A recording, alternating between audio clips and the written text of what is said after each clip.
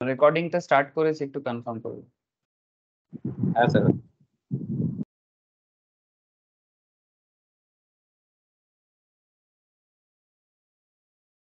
Started না? হ্যাঁ sir, notification দিল। Okay okay okay sir, good morning to all of you sir. तो equity derivative का class है, that is future and options, you all know sir. तो future and options specially हम लोग last few weeks या more than months बोल सकते हो, हम लोग ऑप्शंस में ही बात कर रहे हैं। ऑप्शन बेसिक्स, ऑप्शंस, ग्रीक, उसके बाद स्ट्रेटेजी भी हम लोगों ने स्टार्ट कर दिया। अब स्ट्रेटेजी में बीच में वापस स्टार्ट करूंगा सर, ठीक है? स्ट्रेटेजी में वापस स्टार्ट करूंगा, बट अभी कुछ दिनों के लिए मैं थोड़ा सा स्ट्रेटेजी को थोड़ा सा ऑफ रखूंगा। क्यों? क्योंकि काफी ज्यादा ऑप्शंस ऑप्शंस में बात हुआ है, तो थोड़ा सा आप लोगों को अलग चीज में लेके जाना चाहिए। तो मैं ना आप लोगों को अभी एग्जाम ओरिएंटेड कुछ ऐसे एग्जाम ओरिएंटेड सारा चीजें हैं जो भी अभी तक हम लोग पढ़ चुके हैं। Everything is connected with your NISM exam, ठीक है? मैंने आप लोग जो एनआईएसएम इक्विटी डेरिवेटिव का प्रिपरेशंस भी साथ में ले रहे हो ना सर, मैंने मार्केट को तो जानना है, समझना है, ट्रेडिंग भी लेना है, ठीक है? बट साथ में आप सभी कोई मार्केट में एक्सपर्ट की तरह एज ए इक्विटी डीलर या फिर एडवाइजर के तौर पे काम भी करना चाहते हो। सो मैं उस एंगल से कुछ एरिया है जो आप लोगों के साथ डिस्कस कर लेना चाहिए। और शायद आप लोग जो लोग ऑलरेडी इक्विटी डेरिवेटिव का क्वेश्चन पेपर सॉल्व कर रहे हो, उनको कुछ ऐसा ऐसा एरिया आ रहा है जो थोड़ा सा रूल्स रिगार्डिंग है ना, माने जहाँ पर आप लोगों को ऐसा फील हो रहा होगा कि सर ये तो नियम है, ठीक है? तो वहां पर अब देखो, नियम जो है ना सर, वो as per SEBI SEBI guidelines, as per दी एनएसई गाइडलाइंस, इस तरह से रूल्स को डेवलप किया गया है। कि मैंने सिंपल बात है कि डेरिवेटिव मार्केट को कैसे चलाना चाहिए, उस रिगार्डिंग ट्रेडिंग सिस्टम को कैसे डेवलप होगा, कौन सेटल करेगा, कैसे सेटल करेगा, मतलब बैकग्राउंड स्टोरी क्या है। हम लोग तो ट्रेड ले लेते हैं सर, है ना? हम लोग ट्रेड ले लेते हैं, बट बैकग्राउंड स्टोरी क्या है, लीगल मैटर क्या है, ट्रेडिंग का जो सेटलमेंट प्रोसेस है कौन संभालते हैं, तो इसका कुछ थ्योरेटिकल एरिया है, ठीक है? ऐसे तो प्रैक्टिकल के ऊपर डिपेंड करके ही ये थ्योरी बनाया गया है, बट ये बेसिकली एक रूल्स रिगार्डिंग एरिया है, ठीक है? इसको आप लॉ भी बोलोगे तो खराब नहीं होगा। तो मैं इस पर्टिकुलर कॉन्सेप्ट के अंदर कुछ टॉपिक है जो आपके साथ कवर करूंगा। मेन मेन जो एरिया है मैं आपको बताता हूँ सर। तो मेनली आपको मैंने अभी ये जो चैप्टर 6, चैप्टर 7, ठीक है, and chapter 8, these are the three area, ठीक है, जो मेनली आपके साथ रूल्स रिगार्डिंग मुझे डिस्कशंस करना पड़ेगा। करीब 15-20 पेज का एरिया है जो डिस्कस करना जरूरी है। ऐसे आप लोग ना बहुत सारी चीज जानते भी हो, ठीक है? ऐसा नहीं कि कोई एकदम बहुत सारा चीज नया लगेगा आप लोगों को। इट्स नॉट न्यू, बिकॉज हम लोग स्टार्टिंग से इतना डिटेल्स में पढ़ाई किए हैं ना सर। एकदम फ्यूचर से बात कर रहा हूँ मैं। जो लोग फ्यूचर किया, फिर फ्यूचर को कंप्लीटली समझा, वहां पर फ्यूचर सेटलमेंट के बारे में भी बातचीत हुआ था। तो ऐसा नहीं है कि आप लोगों को ये सब एकदम नया लगेगा। हाँ, मे बी कुछ एरिया आपको न्यू लग सकता है, बट एकदम कंप्लीटली न्यू ऐसा नहीं लगेगा। बहुत सारा चीज आप लोग जानते हो, और जो लोग मार्केट में ऑलरेडी ट्रेडिंग करते हो उनको काफी सारा चीज कनेक्टेड हो जाएगा इजीली थोड़ा। जिन जो अभी भी ट्रेडिंग स्टार्ट नहीं किए, वो धीरे धीरे जब स्टार्ट करेगा, या जब मार्केट में सबसे बड़ा चीज जो है ना, ये जो इंट्रोडक्शन टू ट्रेडिंग सिस्टम, या फिर introduction to clearing and settlement system, और लीगल एंड रेगुलेटरी एनवायरनमेंट, ठीक है, ये जो तीन एरिया है, ठीक है, ध्यान से सुनना बात को मेरा। ये जो तीन एरिया है, ये तीन एरिया मेनली अभी आप लोग जान लो, ठीक है? लेकिन इसका सबसे बेहतरीन नॉलेज आपको कब मिलेगा पता है? ये बेसिकली जो लोग मार्केट में आप लोगों का जो जॉब प्रोफाइल होगा ना, मतलब ये जो एनआईएसएम इक्विटी डेरिवेटिव है, ये इसका जो जॉब प्रोफाइल होता है स्टार्टिंग, ठीक है, उसको बोला जाता है इक्विटी डीलर, ठीक है, या डेरिवेटिव डीलर, इक्विटी डीलर या फिर डेरिवेटिव डीलर। अब डेरिवेटिव डीलर होने के नाते जब आप किसी कंपनी में ज्वाइन करते हो, ब्रोकिंग फार्म में, बड़े कोई भी बड़ा ब्रोकिंग फार्म हो या मीडियम टाइप, तो वहां पर आपको ना एक ट्रेडिंग प्लेटफॉर्म दिया जाएगा, ठीक है, जिसको बोलते हैं ऑनबोर्ड करना, ठीक है, मतलब आपका सिस्टम वहां पर आपको दिया जाएगा, आपको आईडी के साथ, ठीक है? तो जब भी आप वो पर्टिकुलर ट्रेडिंग सिस्टम को स्टार्ट करोगे, तो आप सबसे पहले तो आपको फर्स्ट 1 मंथ आपको ट्रेडिंग में रखा जाएगा, ठीक है? क्योंकि आप जब ब्रोकिंग प्लेटफॉर्म के लिए काम करोगे क्लाइंट के बिहाफ से, आप जब काम करोगे तो कंपनी आपको पूरा ट्रेनिंग देगा, है ना। फर्स्ट 1 मंथ तो ट्रेनिंग में ही जाता है सर। 1 मंथ तो स्टार्टिंग में सिखाया जाएगा, फिर 2-3 मंथ्स आपको ट्रेनिंग में रखा जाएगा, और ये 2-3 महीने में ना आप ट्रेडिंग सिस्टम कैसे काम करता है, सेटलमेंट प्रोसेस कैसे काम करता है, ठीक है, ये आपको समझ में आ जाएगा। लेकिन इस रिगार्डिंग कुछ बेसिक नॉलेज तो आपको अभी गैदर करना है ना सर। आप मेरा बात को समझने का कोशिश करना है। ये एक्चुअल में जो ट्रेडिंग सिस्टम होता है ये और कुछ नहीं, मार्केट में एज ए डीलर काम करने के लिए बहुत जरूरी होता है, ठीक है, कि प्रोसेस कैसे होता है, कौन काम करते हैं, कैसे काम करते हैं, उस रिगार्डिंग एरिया है। और अगर कुछ डिस्प्यूट वगैरह हो जाए ना तो उसके लिए एक लॉ भी है, ठीक है, कि भाई ये जो भी हम आप लोग आगे जाके एज ए डीलर काम करोगे, एज ए सिक्योरिटी एडवाइजर के तौर पे, स्पेशली डीलर के तौर पे जब आप काम करोगे, तो आपका ये पर्टिकुलर एरिया किस एक्ट के अंदर आता है ना। अगर कुछ गड़बड़ हो जाए, अगर कुछ डिस्प्यूट हो जाए तो कौन सेटल करेगा, ठीक है, तो ऑब्वियस बात है कि सेबी सेटल करेगा। लेकिन सेबी को सेटल जो करेगा वो किस बिहाफ पे करेगा, मतलब उसके पीछे क्या रीजन है, माने कौन सा ऐसा लॉ है जो इस पर्टिकुलर मैटर को प्रोटेक्ट करता है। तो सर इसके रिगार्डिंग इंडिया में जो पहला लॉ बना था वो सिक्योरिटी कॉन्ट्रैक्ट एक्ट 1956 मैं डिस्कस करूंगा सर। उसके बाद सिक्योरिटी कॉन्ट्रैक्ट में काफी सारा चीज डिटेल्स नहीं था या अपडेशन नहीं था, तो फिर बाद में सेबी को बनाया गया। फिर सिक्योरिटी एक्सचेंज बोर्ड आज आप लोग देख सकते हो सर, हर जगह में सेबी ही सेबी छाया हुआ है ना।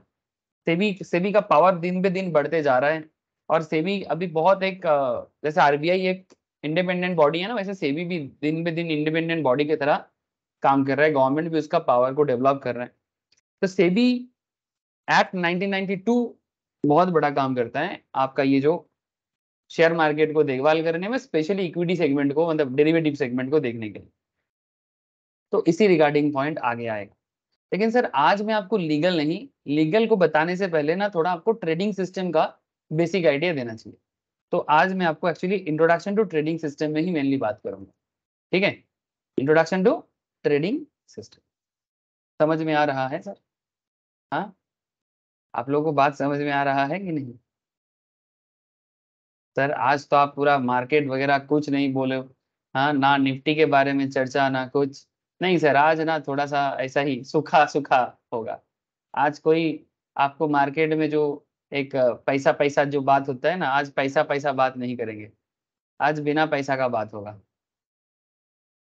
निफ्टी तो एकदम आगे बढ़े ही जा रहे हैं, वो तो हम लोग देख ही रहे थे सर, क्लास में हम लोग देख ही रहे थे कि निफ्टी में अभी ट्रेंड बना हुआ है। चलो ठीक है सर, ये अपना काम करे, हम लोग अपना काम करते हैं। आज मार्केट रिलेटेड ज्यादा डिस्कशंस में नहीं करूँ, लेकिन हाँ, क्योंकि चर्चा मार्केट रिगार्डिंग ही है तो फिर मार्केट रिगार्डिंग डिस्कशंस तो हो ही जाएगा, लेकिन आज सिस्टम ओरिएंटेड बातें करेंगे। तो सबसे पहले ना आप लोगों को मैं ये बताना चाहूंगा कि ये जो ट्रेडिंग सिस्टम है इसका ऑलरेडी बेसिक आइडिया आप लोगों को है। सर कैसे? सर आप लोग एनएससी के साइड में कई बार विजिट करते रहते हो, मैं भी आप लोगों को एनएससी के साइड में विजिट कराता रहता हूँ। आप आप लोगों को मैं रिकमेंड हमेशा करता हूँ सर, आप लोगों ना एनएससी के साइट में ना एक रेगुलर बेसिस में विजिट करना, ठीक है। लॉगिन अगर क्रिएट करने का मौका मिले तो वो भी कर लेना, ठीक है। सबसे बड़ा चीज़ क्या है कि आप यहाँ पर जैसे देखो ट्रेड सेटअप वगैरह कर सकते हो। इसका ये प्लेटफॉर्म भी ना गजब का यूज़ होता है सर, इसका भी बहुत बड़ा यूज़ है, मैं आपको धीरे धीरे बताऊंगा, ठीक है। यहाँ पर भी ना आपको काफ़ी सारे इंपॉर्टेंट इन्फॉर्मेशन मिलता है। तो ये एनएससी का साइट का यूज़ बहुत जोर का होने वाला है, मैं आपको बार बार बता रहा हूँ। इवन मार्केट में जब जाओगे तब भी, नॉट जस्ट एनएससी, एनएससी है, बीएससी है, मेट्रोपॉलिटन स्टॉक एक्सचेंज है, बहुत सारे एरिया हैं जो आप कवर कर सकते हैं। तो कहीं ना कहीं आपको एक इंडिसेस का प्लेटफॉर्म, इक्विटीज का प्लेटफॉर्म, डेरिवेटिव का प्लेटफॉर्म दिखाई दे रहा होगा, है ना। जैसे ये डेरिवेटिव आ गया, है ना, ये डेरिवेटिव का प्लेटफॉर्म आ गया। इसका एक लाइव प्लेटफॉर्म भी होते हैं, ठीक है, वो भी मैं आपको आगे आगे दिखाऊंगा, लेकिन फिलहाल आप पहले जानो तो सही। ऐसे वही प्लेटफॉर्म आप लोग आगे जाके काम करोगे ब्रोकर के थ्रू से। तो ट्रेडिंग सिस्टम क्या काम करते हैं? We shall take the brief look at the trading system of future and options on exchange। ये सब आप लोग नॉर्मल आपका जो ब्रोकिंग प्लेटफॉर्म है वहां से भी आप लोग ट्रेड लेते हो ना, है ना। आपका जो भी ब्रोकिंग प्लेटफॉर्म है आप वहां पर भी ट्रेड लेते हो, वो सब आप लोग क्लास में पहले भी देखे हो कि किस तरह से फ्यूचर्स ऑप्शंस हम लोग देख सकते हैं, और साथ में बाई सेल भी कर सकते हैं। एंड आप लोगों ने ये चीज प्रीवियस लेक्चर्स वगैरह में भी देखा है। लेकिन अब हम लोगों को ये जानना है सर इसके बैकग्राउंड कैसे काम करते हैं।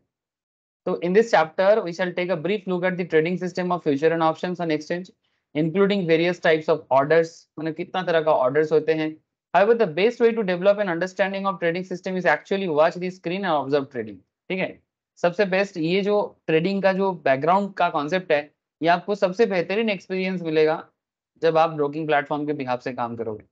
सीरियसली उनके पास जो ट्रेडिंग प्लेटफॉर्म रहते हैं ना, वो गजब का आपको एक्सपीरियंस देगा जब आप मार्केट में जाओगे और पहला 1-2-3 महीना ट्रेनिंग में रहोगे, तभी आपको पता लग जाएगा। स्टार्टिंग में आपको कोई कुछ नहीं बोलेगा क्योंकि सिस्टम आपको पता नहीं है, लेकिन अगर नॉलेज रहेगा तो आप अपने आप को दिन ब दिन बेहतर बना लोगे। लेकिन ये सिस्टम आपको सिखाया जाएगा, डोंट वरी। ठीक है, लेकिन बेसिक आइडिया आज आपसे मैं अभी अगला 1 हफ्ता में डिस्कस करने वाला हूँ। तो सबसे पहले आपको मैं पुराना सिस्टम के बारे में थोड़ा बताऊंगा। ओल्ड सिस्टम, जब एनएसई नहीं था हमारे देश में, डीएसई हुआ करता था। ठीक है, एनएसई नहीं हुआ करता था सर, डीएसई हुआ करता था, Bombay stock exchange. British period का बात कर रहा हूँ, British period. And on that time India का जो वेल्दी पीपल होते थे, ठीक है, specially in Mumbai region, Mumbai को ब्रिटिश लोगों ने बनाया था, इसीलिए बनाया था ताकि वो इंडिया का फाइनेंस कैपिटल हो सके। बिजनेस के ऊपर बेस करके मुंबई को डेवलप किया गया था, फाइनेंस सेंटर। आज भी मतलब ऐसा तो कहीं पर भी लिखा नहीं है, बट स्टिल मुंबई इंडिया का फाइनेंशियल कैपिटल भी माना जाता है ना। सो कहीं ना कहीं जब 1880s के आसपास 1880 उस दौरान इंडिया में जिस तरह का ट्रेडिंग प्लेटफॉर्म या फिर स्टॉक मार्केट या स्टॉक एक्सचेंज सिस्टम डेवलप हुआ था, ये सिर्फ इंडिया में ही नहीं, ऑन दैट टाइम पे जापान में भी डेवलप हुआ था। टोक्यो स्टॉक एक्सचेंज, न्यूयॉर्क थोड़ा सा पहले आया था, या फिर ऑन दैट एरा उसी टाइम पे वो सब भी डेवलप हुआ था। तो कहीं ना कहीं ये सब सिस्टम पहले कैसे चलता था, तो उसका क्या नाम था सर। जैसे कि पहले भी मैं आपको बोला, future and options are standardised contracts and like shares they are traded on exchange. अब शेयर और फ्यूचर एंड ऑप्शंस एक चीज है क्या? हेलो, ये चीज में आप लोगों को थोड़ा सा बाइफर्केशन समझना पड़ेगा। क्या शेयर और फ्यूचर एंड ऑप्शंस एक ही चीज है या अलग चीज है? इट्स डिफरेंट और सेम? क्या बोलते हो, बोलो। जब हम लोग निफ्टी 50 फ्यूचर्स देखते हैं और जब हम लोग नॉर्मल निफ्टी 50 देखते हैं, या फिर जब हम लोग कोई पर्टिकुलर स्टॉक का फ्यूचर्स चूज करते हैं या स्टॉक ऑप्शंस चूज करते हैं, तो कोई पर्टिकुलर स्टॉक और उसका ऑप्शंस दोनों सेम है क्या? जैसे टीसीएस का ऑप्शंस एंड टीसीएस का present market is the same या डिफरेंट है? दोनों का ट्रेडिंग सिस्टम भी अलग है। आप लोगों को पता है कि नहीं है सर? ये सब तो मैं पहले भी बोला आप लोगों को। आज अगर किसी को, एक सिंपल एग्जांपल लेता हूं, आज अगर किसी को से फॉर एग्जांपल टीसीएस में ट्रेड लेना है, ठीक है, एग्जांपल ले रहा हूं, अगर कोई टीसीएस में ट्रेड लेता है प्रेजेंट मतलब स्पॉट मार्केट में, तो वो टीसीएस को ही सिर्फ ट्रेड लेगा। 1 शेयर या 2 शेयर, 200 शेयर, 1000 शेयर, जितना उसके पास पैसा है वो ट्रेड लेगा। लेकिन अगर उसको टीसीएस में ऑप्शन में ट्रेड करना है, ठीक है, तो वो टीसीएस का या फ्यूचर में ट्रेड करना है, तो टीसीएस जुलाई फ्यूचर, अगस्त फ्यूचर, सितंबर फ्यूचर अवेलेबल है अभी, है ना। नॉर्मली 3 मंथ का होता है। तो ये फ्यूचर अलग है सर, इसका प्राइस भी आपको अलग मिलेगा और इसका ट्रेडिंग स्टाइल भी अलग है, मार्जिन सिस्टम, कैपिटल रिक्वायरमेंट अलग है। हाँ, वो आप एक चीज जरूर बोल सकते हो कि सर स्पॉट के ऊपर डिपेंड करके ही तो इसका फ्यूचर या ऑप्शंस बना है, हाँ दैट्स ट्रू। लेकिन मतलब जिसको हम लोग अंडरलाइंग बोलते हैं, हम लोग को पता है सर, हम लोग अंडरलाइंग पे बहुत बात किए हैं। अंडरलाइंग अलग है और अंडरलाइंग से डिराइव किया हुआ जो प्रोडक्ट है वो अलग है। अलग तो है, जैसे कि क्या बताऊं आपको, माता पिता से ही बच्चे का जन्म होता है, लेकिन क्या बच्चा और माता पिता एक ही होते हैं क्या? हाँ सर, पेरेंट्स से ही बच्चा का जन्म होता है, माने सन डॉटर। बट क्या माता पिता, पेरेंट्स और बच्चा सेम है? नहीं सर, नहीं है। ये कई बार गलती कर बैठते हैं पेरेंट्स, उनको लगता है कि मेरा प्रोडक्ट है, मैं अपनी तरह चलाऊं। लेकिन sir it's it's not true. हो सकता है आपसे ही हुआ है, बट आप उसको अपनी तरह से नहीं कर सकते। उसको थोड़ा, हाँ, आप अपने हिसाब से उसको जरूर डेवलप करोगे, बट कहीं ना कहीं आगे जाके उसका भी एक सेल्फ कॉन्शियसनेस डेवलप होगा। वो भी एक अपना एसेट बनेगा अपने आप में, उसका माइंड सेटअप अलग हो सकता है ना। तो ये गजब चीज है ना सर। एग्जैक्टली सर, वही मैं बताना चाह रहा हूँ, इट्स नॉट एग्जैक्टली सेम। ठीक है, अरे বোঝা যাচ্ছে কি যাচ্ছে না? হ্যাঁ স্যার, বুঝতে পারছি। Thank you sir. तो सिमिलरली स्टैंडर्डाइज कॉन्ट्रैक्ट है ये फ्यूचर एंड ऑप्शंस। अब आपको मैं ज्यादा फ्यूचर एंड ऑप्शंस में नहीं बताऊंगा, क्यों? बिकॉज हम लोग बहुत डिटेल्स में फ्यूचर एंड ऑप्शंस में बात रिसेंट क्लासेस में किए हैं। आगे और भी ऑप्शंस में बातें करेंगे, फ्यूचर तो कर ही दिया मैंने। So market around the world जो है सर, उसमें फ्यूचर एंड ऑप्शंस एक्सचेंज में ट्रेड होता है। एक्सचेंज लाइक जैसे कि इंडिया का अगर मैं बात करूँ, बीएसई है, एनएसई है, एमएससीआई है, metropolitan stock exchange of India. ठीक है, ये बॉम्बे में ही है, बट सबसे ज्यादा बीएसई एनएसई। ना सवाल ये उठता है सर, ये जो एक्सचेंज है यहाँ पर किस तरह से ट्रेड होता है या फिर होता था? इसमें आप लोगों को बहुत सारा आइडिया है। जैसे market around the world can be classified into two main types around the world, not just in India. दुनिया के किसी भी बड़े देशों में चले जाओ जहां इकोनॉमी काफी स्ट्रांग है, जहां मार्केट अच्छे से बना है। इकोनॉमी स्ट्रांग नहीं होगा तो मार्केट नहीं बनेगा ना सर। ये जो स्टॉक मार्केट है, ये बनाने के लिए इकोनॉमी स्ट्रांग होना जरूरी है। तो यही यही बात है ना, जो इंडिया इतना स्ट्रांग दिन बे दिन बनते जा रहे हैं। तो इसका दो मेन नाम बताया गया सर ट्रेडिंग के लिए। एक है sir booking a trade, namely an open outcry market and the electronic market. Now, open outcry is the way of communication between professionals on an exchange, which involves shouting or using hand signals to transfer information about buy and sell orders. In an open outcry market, usually the trading takes place in a large hall known as pit. अगर आपको image मिल जाए तो थोड़ा सा समझने में और easy होगा।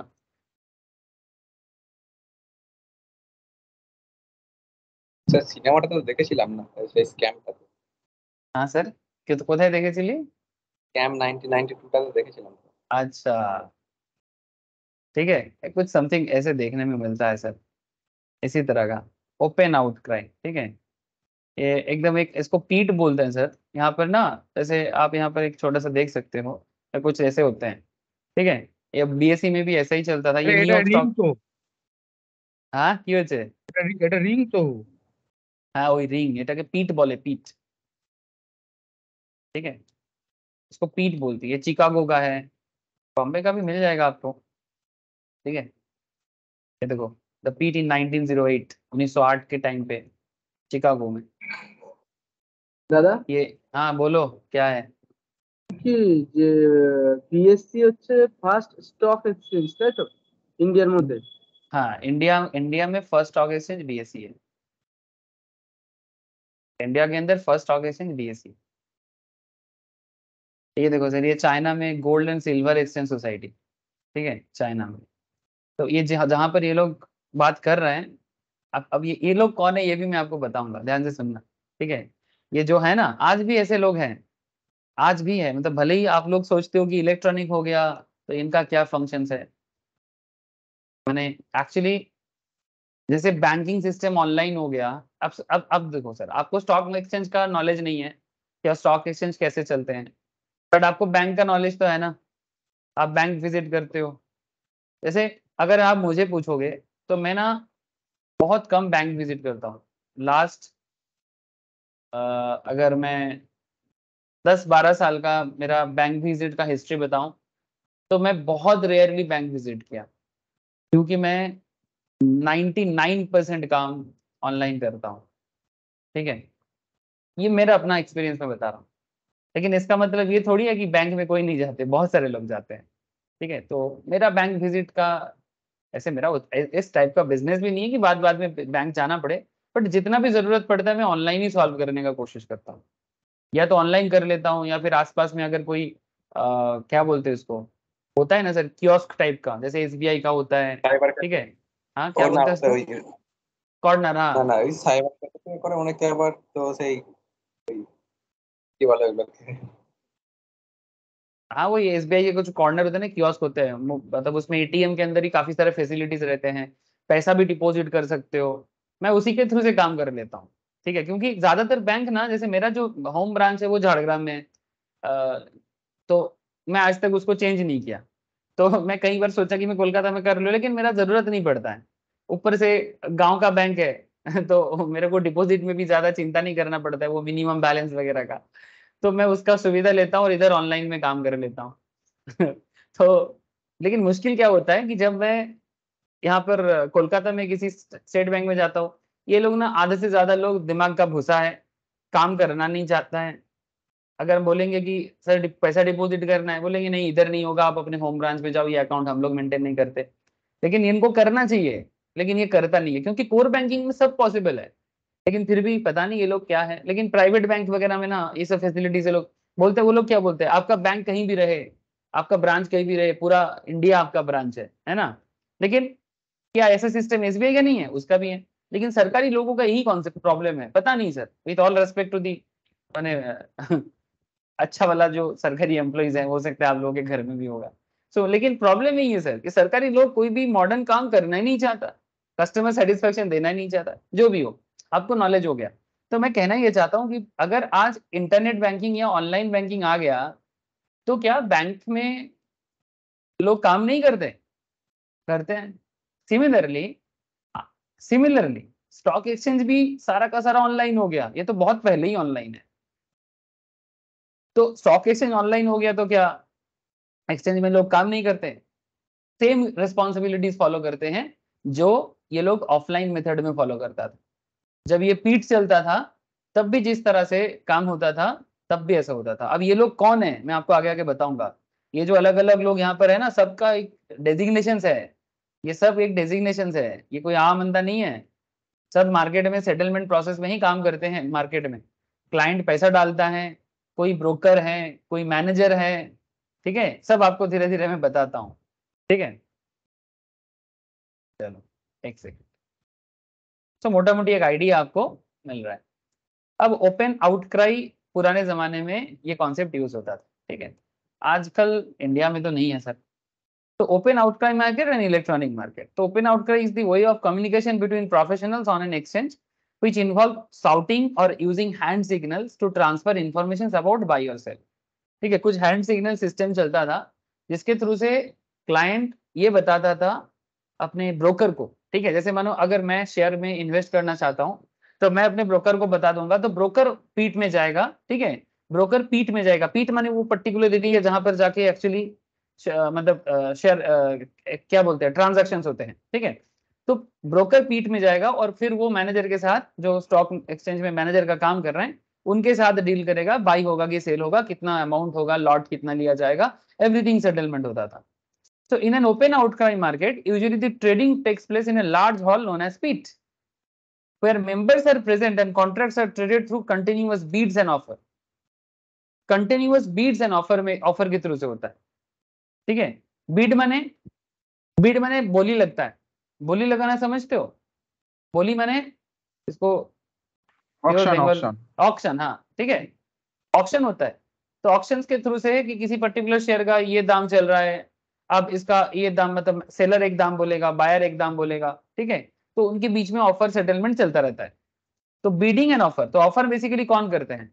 जिनको सेल करना है वो ऑफर करेगा, जिनको बाय करना है वो बीड करेगा। बीड कौन करते हैं? बायर। ठीक है, बायर किसी शेयर के लिए एक दाम देना चाहता है, और जो जो सेलर है वो भी एक दाम देना चाहता है, उसको ऑफर्स बोलते हैं। इसलिए आप देखना, आप लोग जब भी लाइव मार्केट में देखोगे, आपको लाइव मार्केट में एक बीड आस्क का एक पूरा एरिया कवर दिखाई देता है। देखते हैं सर, जैसे यहाँ पर अगर मैं मार्केट डेप्थ में जाऊं, एक सेकेंड, ये देखो सर, ये देखो बीड एंड ऑफर चल रहा है, देख रहे हो?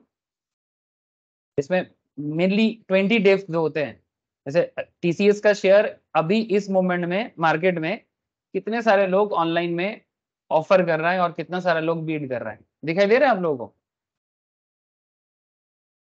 क्या दाम देना चाहता है, कितना लॉट, ऑर्डर साइज कितना है, आप देख सकते हो सर। देखो सर, लाइव है ये, आप किसी भी स्टॉक का चेक कर सकते हो। और इसके ऊपर डिपेंड करके अल्टीमेटली जब आप अपना ऑर्डर एग्जीक्यूट करते हो, तो आपको क्या दाम मिलेगा, वो इसके ऊपर ही डिपेंड करता है। दिखाई दे रहा है कि नहीं दे रहा है? দেখা যাচ্ছে তো সবাইকে? আরে ऐसा देखा। हाँ सर। तो इसको बोलते हैं मार्केट डेप्थ बोलते हैं। इसमें आपको इलेक्ट्रॉनिकली बीड एंड ऑफर का हिसाब देखने को मिल रहा है। ठीक है, अब सब ऑनलाइन में ऑर्डर एग्जीक्यूशन चलता है ना। तो ओपन आउटक्राई जब चलता था तो तब भी इसी तरह सिस्टम चलता था, बस ऑनलाइन की जगह ऑफलाइन होता था। इसमें और क्या बड़ा चीज है। लेकिन हाँ, क्योंकि ऑफलाइन होता था तो सिस्टम में थोड़ा सा आप समझ रहे हो, कोई भी चीज ऑनलाइन में ट्रांसपेरेंसी ज्यादा होता है ना। ऑनलाइन ट्रांसपेरेंसी बहुत ज्यादा होता है, ऑफलाइन में ट्रांसपेरेंसी कम हो जाते हैं, मैनिपुलेशन हो सकता है, काफी प्रॉब्लम था। कोई भी आम आदमी पार्टिसिपेट नहीं कर पाता था। मतलब अगर किसी के पास पैसा कम है तो मार्केट उसका जगह नहीं था। बट सर अभी डेमोक्रेसी, अभी मार्केट डेमोक्रेटिक हो गया। अभी किसी के पास अगर थोड़ा सा 1000 2000 भी है, 5000 भी है, वो भी मार्केट में आ सकता है ना। मार्केट में भी कोई भी आ सकता है। मार्केट सबका है बॉस, वही जो डायलॉग देते हैं ना एडवर्टाइजमेंट में, सच में मार्केट सबका है। लेकिन ये जमाना वो जमाना नहीं था कि तब मार्केट में हर कोई आ सकता है। वो सिर्फ पैसे वाले का जगह था। अगर आपके पास पैसा हो तभी आप आ सकते हो। बट वो अभी भी कुछ पुराना लोग होगा, अब देखना कि जो ओल्ड मतलब थोड़ा सा ओल्ड एज पीपल या फिर उनका परसेप्शन अभी भी वही पुराना सिस्टम पे पड़ा हुआ है। वो अभी अगर कोई आप बोलोगे ना मैं स्टॉक मार्केट में हूँ या स्टॉक मार्केट रिलेटेड काम करता हूँ पढ़े, तो आपको ना वो यही सोचेगा कि आपके पास बहुत पैसा है। वही सोचेगा, क्योंकि स्टॉक मार्केट में पुराने जमाने में ऐसा ही परसेप्शन हुआ करता था। जो आज भी 1970-80 का जो लोग थोड़ा सा उस टाइम पे मार्केट को देखा था, ठीक है, तो उनको लगता है कि मार्केट माने पैसा वाला का जगह। लेकिन सिस्टम बदल गया है, मार्केट डेमोक्रेटिक हो गया है। अब यहाँ पर हर कोई अपना पहचान बना सकता है। ठीक है, और ऐसा बहुत सारे मार्केट में ऐसा हुआ है। ऐसे मेरे फैमिली में लकड़ी का बिजनेस होता है सर, गवर्नमेंट से फॉरेस्ट का जो प्रोड्यूस होता है ना उसका बिजनेस करते हैं। तो वो भी ऑक्शंस होता है, फॉरेस्ट ऑक्शन। तो पहले फॉरेस्ट ऑक्शंस भी ना कुछ लोगों के अंदर था, सिर्फ कुछ लोग अपना जिस एरिया में बिलोंग करता था वही लोग अपना दबदबा बनाता था। लेकिन 2016-17 में फॉरेस्ट ऑक्शंस को भी ऑनलाइन कर दिया वेस्ट बंगाल में। बाकी स्टेट का पता नहीं सर, क्योंकि फॉरेस्ट सब स्टेट का ओनरशिप में चलता है। तो वो भी ऑनलाइन हो गया। माने आज अगर कोई चाहे ना कि फॉरेस्ट में फॉरेस्ट ऑक्शन में पार्ट लेना चाहता है, कोई भी कर सकता है। पहले ऐसा नहीं था। ठीक है, so I hope you understand कि बहुत सारा चीज में ऐसा हो रहा है। So where members are present and contract traded through continuous bids and offer, ठीक जैसे आपको ऑनलाइन में दिखाई दिया था। Thus, such a market brings together the buyers and sellers on a platform for trading through their broker. Direct नहीं आ सकते आप, कोई भी डायरेक्टली बीएसई में भी या एनएसई में नहीं पहुंच सकते। हम लोग बीएसई एनएसई के साथ डायरेक्टली कुछ ही नहीं कर पाएंगे सर। हमें जो कुछ भी करना है ब्रोकर के थ्रू से करना है। इसीलिए ब्रोकर का रोल प्ले मार्केटिंग में बहुत बड़ा है। और यही सब लोग ब्रोकर बना है जो पुराने जमाने में ब्रोकिंग चलाता था। ठीक है, पुराने समय में जो लोग ब्रोकिंग चलाता था वही लोग ज्यादातर केस में आज भी बड़े बड़े बिजनेस बना के रखा है। हाँ, न्यू जनरेशन बिजनेस भी बन रहा है, जैसे कि आप लोग जानते हो ज़ीरोधा, आप स्टॉक्स, ठीक है, ये सब न्यू जनरेशन बिजनेस बना है, ग्रो, ठीक है, नो डाउट। लेकिन जैसे मोतीलाल ओसवाल, ठीक है, HDFC, ठीक है, securities, SBI cap securities, ICICI direct, हाँ बोलो, निर्मल बैंक, निर्मल बैंक, हाँ निर्मल बैंक, ठीक है, फिर आपका कार्वी स्टॉक वो तो बंद हो गया। हाँ ठीक है, बंद हुआ तो क्या हुआ, अब सारा चीज बंद नहीं हुआ है, सिर्फ ब्रोकिंग ऑपरेशन बंद है। एंजल वन ওটা পুরানো ছিল নাকি? एंजल मोस्ट प्रोबेबली इतना पुराना नहीं है, शायद, ठीक है, शायद।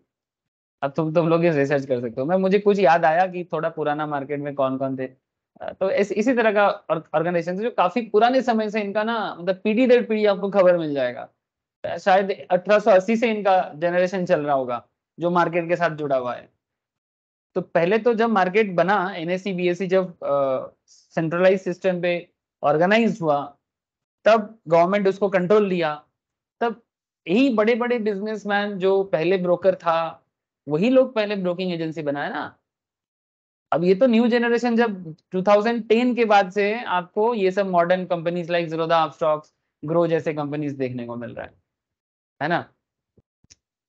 तो ये सब तो बाद में आया, क्योंकि अभी और मार्केट में बहुत जगह बाकी है। मार्केट अभी कुछ नहीं है, अभी मैंने कुछ नहीं है, अभी बहुत मार्केट, अभी मार्केट यूज भी प्रॉपरली नहीं हुआ है। तो कहीं ना कहीं अभी मार्केट में बहुत दम है। तो आई होप आपको ये समझ में आ रहा है कि कौन ब्रोकर पहले बना है, मतलब जो पुराने जमाने में ऑफलाइन में भी थे उन्हीं का कनेक्शन था, और वही बाद में बड़ा ब्रोकिंग बिजनेस बना है। In case of electronic trading there are screen based broker dealing terminals. अब इसमें मैं आपको क्या बताऊं, आप सभी के पास है। मे भी पूर्वा का अभी भी ओपन नहीं हुआ है कुछ रीजंस के कारण, पता नहीं क्यों, अब देखता हूं सर उसका। अच्छा, तो broker dealing terminal instead of trading pit, future and options trading in India is electronic in nature. तो आपको एक चीज बता दूं कि इंडिया में फ्यूचर एंड ऑप्शंस का जो एरिया है वो इलेक्ट्रॉनिक है, ठीक है।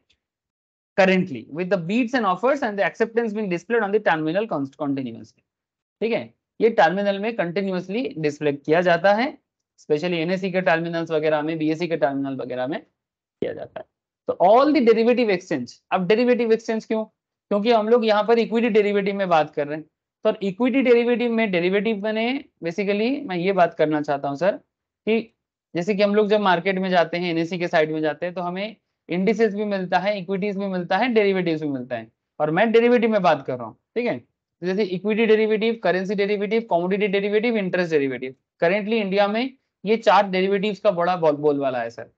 आप लोग अगर अपने आप को as a derivative dealer day by day develop करना चाहते हो, तो जैसे अभी आप लोग इक्विटी डीलर का पढ़ाई कर रहे हो, आगे आगे आप लोग करेंसी कमोडिटी भी कर लेना, ठीक है, इंटरेस्ट भी कर लेना, आपको काफी फायदा मिल सकता है। जो लोग स्टॉक मार्केट में अपना करियर बना रहे हो, या फिर इस तरह का डेरिवेटिव सेगमेंट में करियर बना रहे हो, करके रख सकते हो सर, बिल्कुल करके रख सकते हो। तो इक्विटी डेरिवेटिव जान लो, फिर आगे आगे बाकी सब भी समझ जाओगे। तो मैं कहना क्या चाहता हूं सर कि डेरिवेटिव सेगमेंट्स जो है वो मार्केट में इसी तरह से ट्रेडिंग होता है, ठीक है। तो all the derivative exchange in India provide a fully automated screen based trading platform for index future, index options, stock futures, stock options. यानी इंडेक्स फ्यूचर में भी काम करते हैं, इंडेक्स ऑप्शंस में भी काम करते हैं, स्टॉक फ्यूचर्स में भी, स्टॉक ऑप्शंस में भी। डेरिवेटिव का 2 ही मेन प्रोडक्ट है, एक फ्यूचर्स एंड एक ऑप्शंस। जैसे आप यहाँ पर देख लो, मैंने जैसे ही कॉन्ट्रैक्ट यहाँ पर रेडी किया एनएससी के साइड में, आप देख सकते हो क्या दिखा रहा है आपको। ऑल कॉन्ट्रैक्ट के अंदर फ्यूचर्स भी हैं और ऑप्शंस भी हैं। फ्यूचर में क्या है, Nifty 50, Nifty bank, Nifty financials, Nifty mid cap, Nifty stock futures, यानी यहाँ पर आपको इंडिविजुअल स्टॉक मिलेगा। अगर आप निफ्टी फाइनेंशियल्स में जाओगे तो इसमें आपको फाइनेंस निफ्टी, ठीक है, जो फाइनेंशियल स्टॉक के ऊपर डेवलप करके बनाया गया, उसका डेटा आपको अवेलेबल हो जाएगा। मैं ज्यादा डिटेल्स में भी नहीं जा रहा हूँ। तो मैं बेसिकली आपको बताना चाहता हूँ कि किस तरह का फ्यूचर चल रहा है। यानी इंडिविजुअल स्टॉक में क्लिक करेंगे तो बहुत सारा इंडिविजुअल स्टॉक आ जाएगा, ठीक है, जो कि टीसीएस, एचसीएल, इन्फोसिस, एचडीएफसी, आप देख सकते हो कितना सारा इंडिविजुअल स्टॉक में अभी फ्यूचर ट्रेडिंग अवेलेबल है। अब व्यू ऑल करोगे तो डेटा और आगे आ जाएगा, व्यू ऑल करोगे ना और डेटा यहाँ पर आ जाएगा। ऑप्शंस में भी सिमिलरली आप देख सकते हो, Nifty 50 options, Nifty bank, Nifty financials, Nifty mid cap and stock options, ठीक है। सो कहीं ना कहीं आपको ये सब चीज पता है, ठीक है। मैं बोला था इसलिए कि जो मैं अभी स्टार्ट करने जा रहा हूँ ये सब नॉलेज आप लोगों को है, लेकिन थोड़ा डिटेल्स जानकारी लेना जरूरी है। तो index option, stock future, stock option, this trading system support an order driven market. Order driven market, हम लोग ऑर्डर प्लेस करते हैं, उसके ऊपर बेस करके बाकी काम होता है। And simultaneously provide complete transparency of trading operations. Transparency बहुत जरूरी है। हमारा पैसा, यानी ट्रेडर का पैसा कहाँ जा रहा है ना, मेहनत का कैपिटल है भाई, जुगाड़ करके लगाते हैं, मार्जिन लेते हैं, लोन लेते हैं, फिर पैसा जाता है। तो हमारा पैसा मार्केट में जा रहा है, कौन देख रहा है, नहीं देख रहा है, इसी को तो देखना है। Derivative trading is similar to that of trading of equity in the cash market segment. जैसे कि कैश मार्केट में इक्विटी ट्रेडिंग होता है, डेरिवेटिव ट्रेडिंग भी कुछ उसी तरह का होता है। इसमें मैं ज्यादा नहीं बोलूंगा, आप लोगों को पता है, ठीक है ना। अब आपको मैं आगे जो लेके जा रहा हूँ ध्यान से सुनना। अब ये जो एक्सचेंज होते हैं, जैसे कि बीएसई, जैसे कि एनएसई, ठीक है, ये जो एक्सचेंज है, एक्सचेंज आजकल सॉफ्टवेयर डेवलप कर दिया for future and options market to facilitate efficient and transparent trading in futures and options instrument, जो ब्रोकर के साथ कनेक्टेड भी रहते हैं, है ना, ब्रोकर के साथ कनेक्टेड भी रहते हैं। तो इनका भी अपना सॉफ्टवेयर है। आपको इन्हीं के बारे में जानना है एक्चुअली, ठीक है, बीएससी एनएससी के बारे में। अब सबसे बड़ा चीज कि ये जो ट्रेडिंग सिस्टम है, ये जो ट्रेडिंग सिस्टम है, ये ट्रेडिंग सिस्टम में कौन रहते हैं, ये सब एग्जाम का क्वेश्चंस भी है। Broadly there are 4 entities in the trading system. Trading member होते हैं, लॉगिन मिलता है तो आप मेंबर बन जाते हो आईडी जनरेट करके। ट्रेडिंग कम क्लियरिंग मेंबर होते हैं, ट्रेडिंग कम क्लियरिंग मेंबर, इसको टीएमसीएम और टीसीएम दोनों नाम से जाना जाता है। Trading cum clearing member, TCM भी कहा जाता है। प्रोफेशनल क्लियरिंग मेंबर होते हैं, पीसीएम कहा जाता है। और सेल्फ क्लियरिंग मेंबर, एससीएम कहा जाता है। और होते हैं पार्टिसिपेंट्स, जो ट्रेड के लिए आते हैं, ठीक है, क्लाइंट बेसिकली, ठीक है।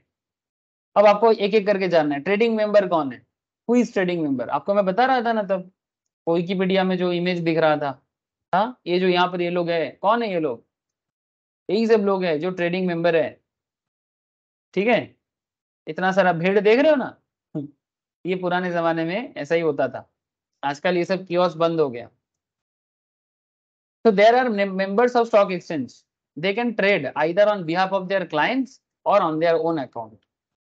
अगर आप ट्रेडिंग मेंबर हो जाते हो तो आपके पास क्या पावर आ जाता है, या तो आप अपने बिहाफ में ट्रेड करो खुद के लिए, या फिर आप अपने क्लाइंट के लिए ट्रेड करो। अगर आप ट्रेडिंग मेंबर हो तो आपके पास ये पावर होता है। समय के साथ साथ और भी चीजें डेवलप हो रहा है, वो सब आपको समय के साथ साथ या फिर जब मार्केट में रहोगे ना और भी चीजें पता लग जाएगा कि क्या करेंट डेवलपमेंट है।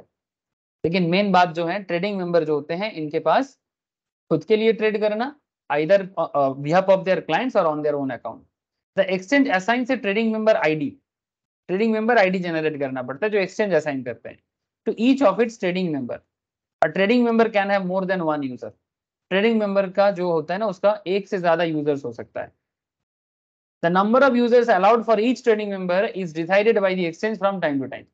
यानी एक ट्रेडिंग मेंबर का कितना यूजर्स बनेगा, यूजर आईडी कितने लोगों को दिया जाएगा, ठीक है, वो exchange time to time decide करता है। User must be registered with the exchange where he is assigned a unique user ID. जो ट्रेडिंग मेंबर का यूजर आईडी यूज करेगा, ठीक है, वो अपने आप को रजिस्टर्ड करेगा और तब उसको जाके एक यूजर आईडी दिया जाता है। मैंने मेंबर के अंडर में यूजर आईडी दिया जाएगा जो यूज करेगा, एक से ज्यादा हो सकता है। Unique trading member ID is a common for all the users. एक ट्रेडिंग मेंबर के अंडर में जितना यूजर आईडी रहेगा, सबका यूजर आईडी कॉमन रहेगा for all the users of a particular trading number. Therefore, it functions as a reference for all users of a particular trading member. Trading member is responsible to maintain adequate control over persons having access to the firm's user ID. जो trading member होते हैं वो responsible होते हैं कि वो जिसको जिसको जिस जिस फार्म को यूजर आईडी दिया है, ठीक है, जिस जिस बिजनेस को यूजर आईडी दिया है उसके ऊपर एडिक्वेट कंट्रोल रखने का पावर ट्रेडिंग मेंबर के ऊपर है। समझ रहे हो।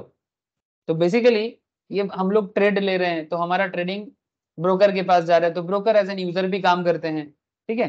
फिर वो ट्रेडिंग मेंबर के थ्रू से कनेक्ट करके एक्सचेंज के साथ जुड़ जाते हैं और फिर बॉम्बे स्टॉक एक्सचेंज या नेशनल स्टॉक एक्सचेंज हमारा शेयर को सेटल करते हैं। आगे आगे आपको और पता लगेगा, अभी तो बस आपको मैं डेफिनेशंस दे रहा हूँ, ठीक है, डेफिनेशंस दे रहा हूँ, बस आप नॉलेज रखो। मैं आपको क्या बोल रहा हूँ सर, ये मैं आपको स्टार्टिंग में ही बताया, ये जो मैं आपको बता रहा हूँ ना, ये जब आप मार्केट में काम करोगे, ये अंदर का जो सेटलमेंट सिस्टम है ना, आपको ज्यादा क्लैरिटी तभी मिल पाएगा, ठीक है। लेकिन अभी एग्जाम ओरिएंटेड चल रहा है। अच्छा, ट्रेडिंग कम क्लियरिंग मेंबर, ये कौन होते हैं। अ clearing member who is also a trading member, माने जो क्लियरिंग मेंबर होगा वो ट्रेडिंग मेंबर भी हो सकता है एक्सचेंज का। एक्सचेंज माने बीएसई या एनएसई या एमएससीआई, जहां जहां शेयर ट्रेड होता है। शेयर ट्रेड नॉर्मली इंडिया में अभी 3 जगह में ही होता है, Bombay stock exchange, national stock exchange और metropolitan stock exchange. Calcutta stock exchange में ट्रेड नहीं होता है लेकिन एक्टिव है, आई थिंक फ्यूचर प्लान है, हो सकता है। बस कोलकाता का बिजनेस डेवलप हो जाए ना सर, यहाँ पर भी एक्सचेंज बन जाएगा, बट थोड़ा पॉलिटिकल सिनेरियो तो ठीक करे, हाँ, मार पीट दंगा दंगी बंद करे। मैंने पॉलिटिकल टेरर इधर बहुत हो गया आजकल, जितना समय जा रहा है खराब कर दिया, वेस्ट बंगाल का कल्चर खराब हो गया सर। मेहनत कम, बुद्धिमानीता नहीं, बस। नहीं तो सीरियसली आज कोलकाता में एक एक्सचेंज हो जाता, आप सोचो कि यहाँ मतलब ईस्ट इंडिया का फाइनेंशियल कैपिटल बन जाता है ये। वेस्टर्न इंडिया में बॉम्बे है, ईस्ट इंडिया में कोलकाता होता, पूरा का पूरा साउथ ईस्ट एशिया पड़ा हुआ है हमारे साथ बिजनेस करने के लिए। वेस्ट बंगाल अकेला दमदार है सर, हमारे पास समुंदर है, हम डायरेक्टली थाईलैंड, सिंगापुर, इंडोनेशिया पूरा कनेक्ट कर सकते हैं। सब मिसिंग है, सोचा भी नहीं जा सकता, आम लोगों के दिमाग में है ही नहीं कि वेस्ट बंगाल क्या कर सकता है। अदानी तो ऑलरेडी दीघा में पोर्ट बना रहे हैं, मंदरमनी के पास ताजपुर में। जस्ट इमेजिन अगर बिजनेस डेवलप हो जाए, मैन्युफैक्चरिंग सेगमेंट डेवलप हो जाए, अदानी और पोर्ट बना लेगा है ना, बॉक्खाली से थोड़ा सा और अंदर जाके बना लेगा, दीघा के अंदर जाके बना लेगा। क्या हो सकता है बंगाल का आप सोच नहीं सकते, बहुत फ्यूचर है इसका। लेकिन कौन करेगा सर, सब तो अपने पॉकेट में ही घुसा रहा है। হ্যালো, हाँ बोलो क्या हुआ। তুমি যেটা বলছিলে এটা তো আমাদের ওয়েস্ট বেঙ্গলে বিধানসভা নির্বাচনের আগেই আদানি শেয়ার গুলো হাই ছিল, এই কারণেই ছিল যে সবার এক্সপেকটেশন ছিল যে ভাজপা সরকার বানাবে আর আদানি পোর্ট বানাবে, খিদিরপুর পোর্টটাকে প্রথম ডেভেলপমেন্ট করতো, একবার করতো, হলো না। वही तो बता रहा हूँ कि अदानी का पोर्ट अगर इधर बन जाता है ना सर, वो ताजपुर में, मतलब इंटरनेशनल बिजनेस बढ़ जाएगा कोलकाता का। आज अगर भारत में जितना बड़ा सब बिग सिटीज हैं उसमें अगर आप देखो, इंटरनेशनल फ्लाइट कोलकाता के पास है ही नहीं। आई थिंक 4-5 इंटरनेशनल फ्लाइट चलता है दिन में। लेकिन बॉम्बे, बैंगलोर, एक सिटी का डेवलपमेंट का नॉलेज यहाँ से मिल जाएगा आपको, ज्यादा ढूंढना नहीं है कि हमारा शहर डेवलप कर रहा है कि नहीं कर रहा है, कितना घर बना है उससे नहीं। यानी ज्यादातर लोग देखो कितना घर बन गया, अरे पागल घर तो बनेगा टूटा फूटा बनेगा बिना प्लास्टर का। जैसे बिहार में जाओगे, यूपी में जाओगे, आपको बिना प्लास्टर का घर दिखेगा, ठीक है। वेस्ट बंगाल में आओगे, थोड़ा सा पतला सा, थोड़ा कलर मिलेगा। ये थोड़ी ना डेवलपमेंट का पहचान है। अगर आप डेवलपमेंट का एक पहचान में आप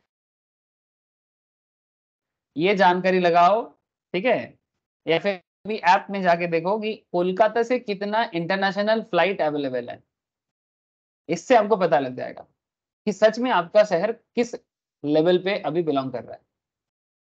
और आप कंपेयर कर लो बॉम्बे के साथ, दिल्ली के साथ, यही तो कंपेयर करना चाहिए ना।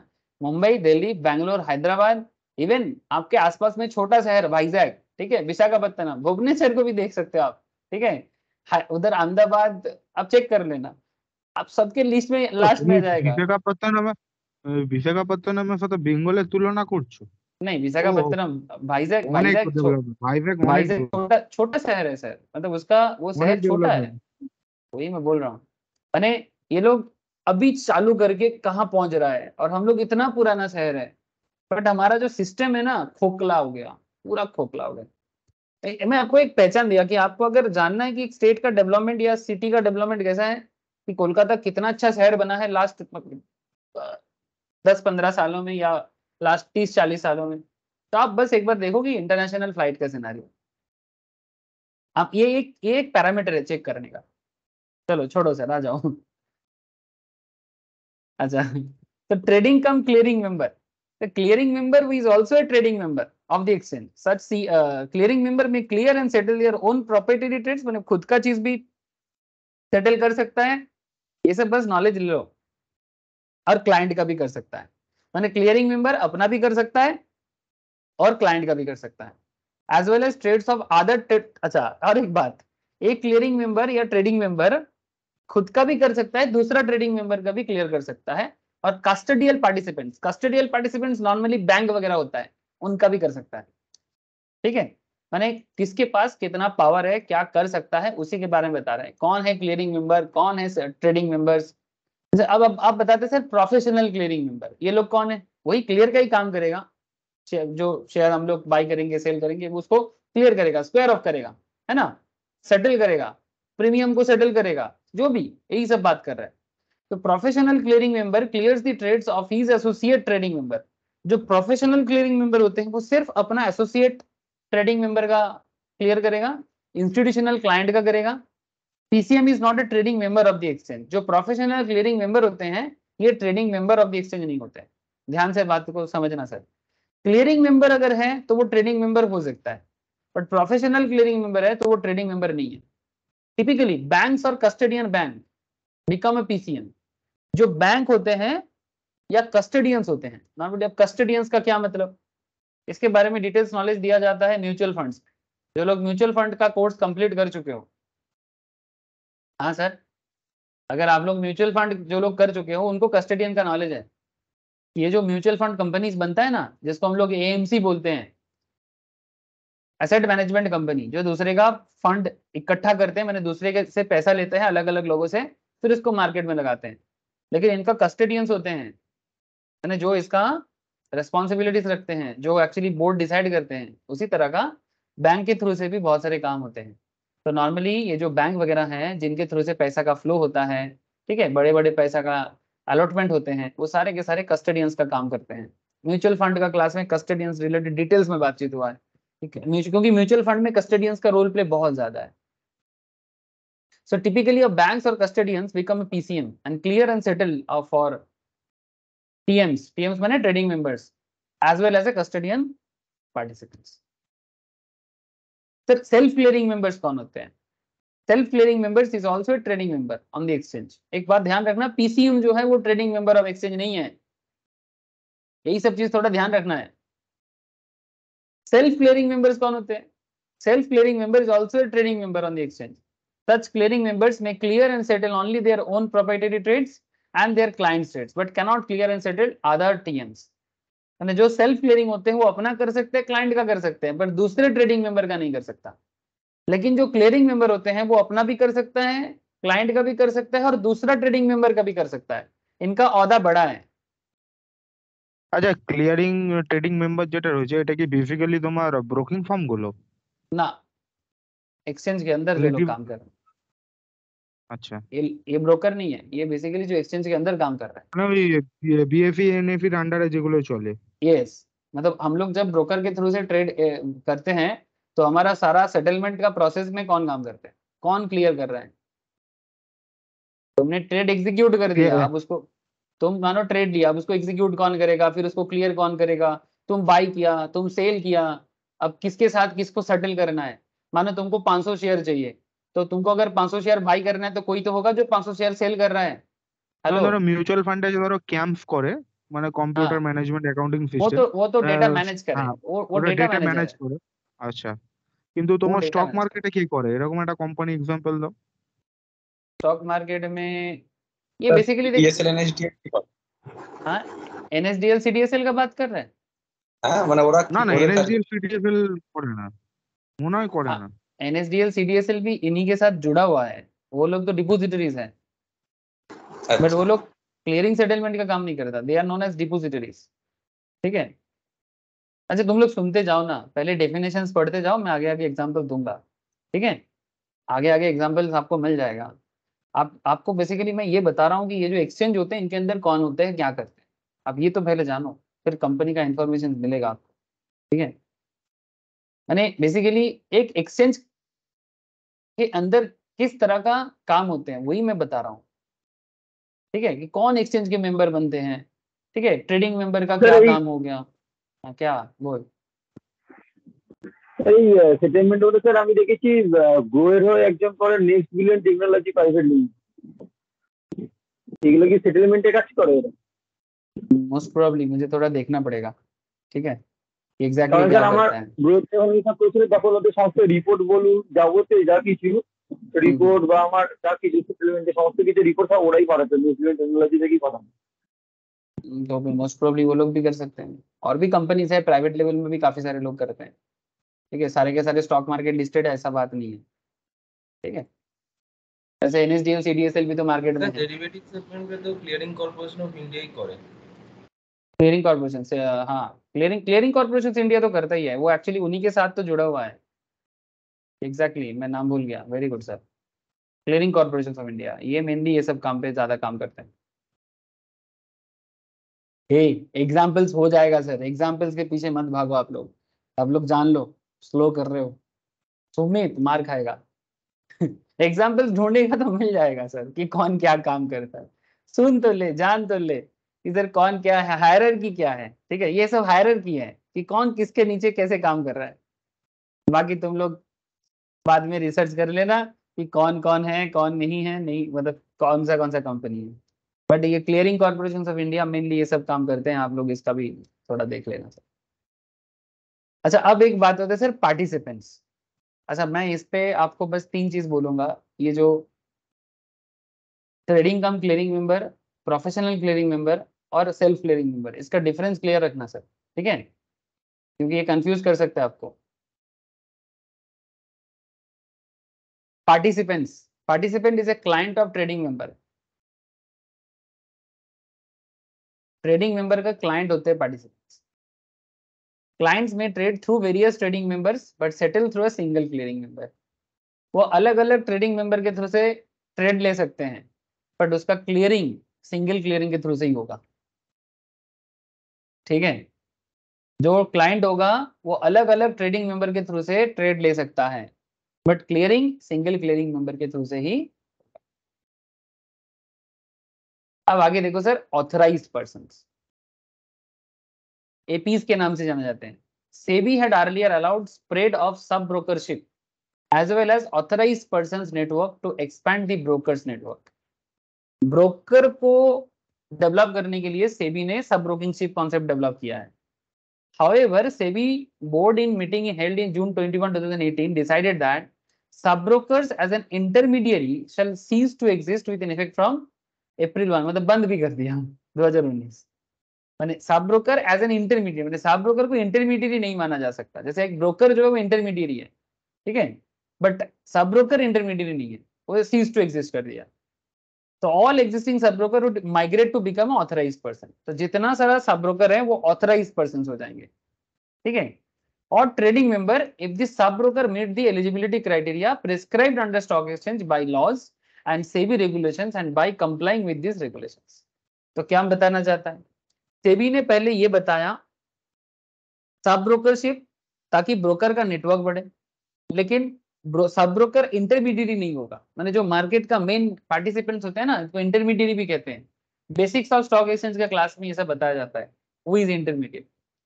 तो सब ब्रोकर का इंटरमीडिएट कॉन्सेप्ट एग्जिस्ट कर दिया, सीज टू एग्जिस्ट कर दिया अप्रैल 1, 2019 को। अब उसके बाद से एग्जिस्टिंग सब ब्रोकर को माइग्रेट करने का मौका मिला ऑथराइज्ड पर्सन के तौर पे, या फिर वो ऑथराइज्ड पर्सन भी हो सकते हैं जिनको ट्रेडिंग मेंबर भी कहा जा सकता है, ठीक है। If the sub broker meet the eligibility criteria prescribed under stock exchange by laws, अगर वो सारा के सारे नियम फॉलो करता है एंड सेबी रेगुलेशंस को फॉलो करता है, तो फिर उनको ऑथराइज्ड पर्सन का जो पावर है वो मिल सकता है। वैसे ही बात है ऑथराइज्ड पर्सन का। अब आपको मैं आगे आगे और चीजें थोड़ा बता देता हूँ, जैसे मार्केट टाइमिंग ये पता है आप लोगों को, मैं नहीं बताऊंगा। Trading on the derivative segment takes place on all working days of the week between 9:15 AM to 3:30 PM, है ना। SEBI with a view to enable integrations of the trading of various segments of securities market at the level of exchange has permitted to stock exchange to set their trading hours in equity derivative segment between सुबह 9 बजे से लेके 11:55 AM तक का एक time period रखा है। क्या ट्रेडिंग आवर्स, क्या बोलता है सर, ध्यान से सुनना। नॉर्मली ये जो ट्रेडिंग डेरिवेटिव सेगमेंट्स है वो वर्किंग डे में आपको पता है मंडे टू फ्राइडे होते हैं 9:15 से 3:30, with a view to enable integration of trading of various segments of securities market at level of exchange, permitted stock exchange to set their trading hours on the equity derivative segment between सुबह 9 बजे से लेके 11:55 PM, provided that the stock exchange and its clearing corporations have in place risk management system and infrastructure commensurate to trading hours। मतलब अगर उनको trading hours को control करने का सारा सिस्टम है तो मे बी 11:55 तक दे सकता है। इसीलिए आप देखना कॉमोडिटी डेरिवेटिव वगैरह बहुत सारा चीजें है ना, वो रात को भी होता है, ठीक है, वो रात को भी होता है। कॉर्पोरेट हायरार्की, कॉर्पोरेट हायरार्की, अब देखो सर कॉर्पोरेट क्या है, बहुत सारा चीजें हैं, सुन लो थोड़ा। In the future and option trading software trading members will have a provisions. Future and options का जो ट्रेडिंग सॉफ्टवेयर होते हैं वहां पर trading members will have a provisions of defining the hierarchy among user of the system. इस hierarchy में कौन होते हैं future and options trading software के अंदर जो बैकग्राउंड से कंट्रोल करते हैं? एक होते हैं कॉर्पोरेट मैनेजर, एक होते हैं ब्रांच मैनेजर, एक होता है dealer. Okay, future and options trading software को कंट्रोल करने के लिए एक कॉर्पोरेट मैनेजर होता है, एक ब्रांच मैनेजर होते हैं और एक डीलर होते हैं। नाउ सवाल है सर कॉर्पोरेट मैनेजर कौन है, ब्रांच मैनेजर कौन है और डीलर कौन? सर डीलर तो आप लोग बनोगे, Corporate manager as a user, it is the highest level in a trading firm. Corporate manager can perform all the functions such as order and trade related activities.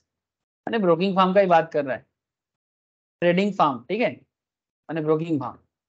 Corporate manager can perform all the functions such as order and trade related activities, receiving reports for all branches of the trading member firm, अगर उनका जो भी branches है trading member firm का, and also all dealers of the firm. Along with this, he can also define exposure limits for the branches of the firm. This facility is available only to the corporate manager. माने corporate manager जो होते हैं trading firm में, उनका क्या area cover होता है. Branch manager जो बेसिकली एक स्पेशल ब्रांच को मेंटेन करता है, it is placed under the corporate manager के अंडर ही चलता है वो.